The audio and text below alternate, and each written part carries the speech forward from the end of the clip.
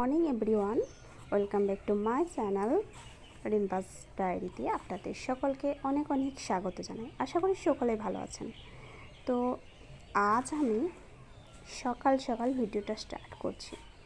তো সকালের দিকে আসলে আমার দাঁতের একটু ব্যথা হয়েছে, তো ওই কারণে মুখটা অনেকটা ফুলে আছে।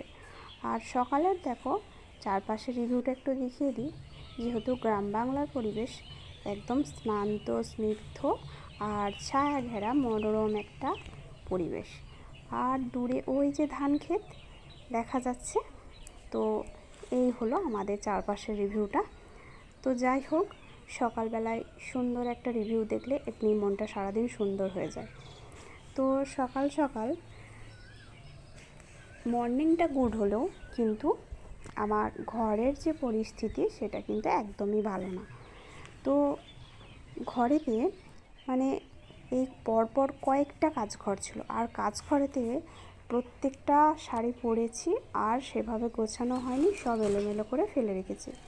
তো যেহেতু আমি আদার্স প্রফেশনের সাথে যুক্ত আছি, বাড়িতে আমার আরও অনেক কিছু কাজ থাকে, যে কারণে আমি এগুলো গুছিয়ে উঠতে পারিনি। আর শাড়িগুলোর কিছু মায়ের কাছে রেখে এসেছিলাম, মা এগুলোকে ভালোভাবে মাড় দিয়ে তারপর ইস্ত্রি করে আমার কাছে আবার দিয়ে পাঠিয়েছে। তো যাই হোক, তো এতগুলোই শাড়ি রেখে এসেছিলাম যে আমার বাবা বস্তায় করে শাড়িগুলো দিয়ে গেছে। আর তোমাদের দাদাভাই দেখে ভাবছে ওরা কোথাও তীর্থে যাবে, তার জন্য দিয়ে গেছে।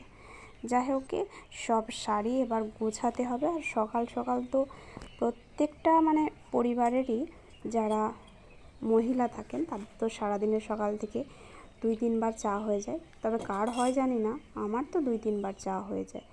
আর আমার আবার ছোটোখাটো কাপেও চা হয়ে ওঠে না, গ্লাস চাই সর্বদা। তো যাই হোক, এবার কাপড় জামাগুলো সব গুছিয়ে নিলাম, কারণ আজ বৃহস্পতিবার, সমস্ত কিছু ঘরদোর পরিষ্কার পরিচ্ছন্ন করতে হবে।